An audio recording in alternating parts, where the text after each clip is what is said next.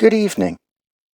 I'm your host, Alan Smithee, and tonight we're going to discuss the recently released Prey. I have mixed feelings about this film. On one hand, it was competently filmed, it doesn't look cheap, it's a good movie. On the other hand, there's all sorts of unintended little things, like when they introduced the musket from Predator 2. That means that 300 years later, the predators have the musket again.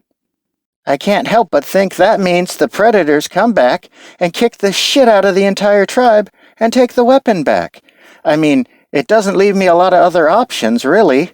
I guess it's possible that they were going for a Tales of the Gun sort of feel, and it was going to spin off into this whole new Predator series following the gun as it goes from one hand to another, to another, to another, and then eventually ends up back in the hands of the predators. It's possible, I guess. And this is completely ignoring that in the comic books, the gun was a trophy from a high seas pirate adventure. But that's in the comic books, so it doesn't really count, I guess. But while all that is possible, without trying to cast too many dispersions, I don't think the writers were that creative. And then there's the wolf fight scene. That was one of my favorite pieces, really. It was well filmed, beautifully choreographed, and I got to see what wolf looks like in the Ocha language. Not that I ever really wanted to, but it's nice to know at least. And I gotta give mad props to the wolf. Not only did he instantly sense the predator, but he got some good licks in on that fool too. And don't get me started on the fight choreography or the amazing CGI, it was just stunning. And I know it was an uphill battle from the beginning, but I couldn't help but find myself rooting for my fellow Canis Lupus. Granted, he still lost, but, he didn't back down when faced with a superior predator. God, that sucks to say.